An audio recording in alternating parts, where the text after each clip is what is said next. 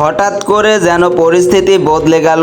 অল্প সময়ের ব্যবধানে আর্জেন্টিনার তিনজন গুরুত্বপূর্ণ খেলোয়াড়ের ইনজুরি দলে বড় ধরনের দুশ্চিন্তার সৃষ্টি করেছে।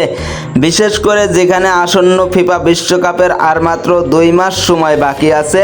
কোচ লিওনেল স্ক্যালোনি যখন দল গুছিয়ে খেলোয়াড়দের পারফরম্যান্স মূল্যায়ন করছিলেন, তখন দলের কয়েকজন মূল খেলোয়াড়ের চোট তাকে চিন্তায় ফেলে দেয়।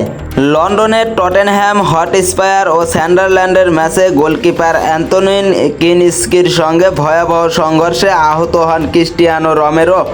তিনি ব্যথা নিয়ে খেলা চালিয়ে যেতে চাইলেও শেষ পর্যন্ত ডান হাঁটুর অস্বস্তির কারণে মাঠ ছাড়তে বাধ্য হন। তার মুখে ছিল তীব্র যন্ত্রণার ছাপ। এখন তার লিগামেন্টে কোনো ক্ষতি হয়েছে কিনা তা পরীক্ষার মাধ্যমে জানা যাবে এবং গুরুতর কিছু ধরা পড়লে বিশ্বকাপে তার অংশগ্রহণ অনিশ্চিত হয়ে পড়তে পারে। শুধু রোমেরোই নন, স্ট্রাইকার লাউতারো মার্টিনেজের ইনজুরিও আর্জেন্টিনার জন্য বড় দুশ্চিন্তা। ইন্টার মিলানের এই তারকা স্ট্রাইকার আগের পেশির চোট থেকে সেরে উঠলেও সেই সমস্যা আবার ফিরে এসেছে।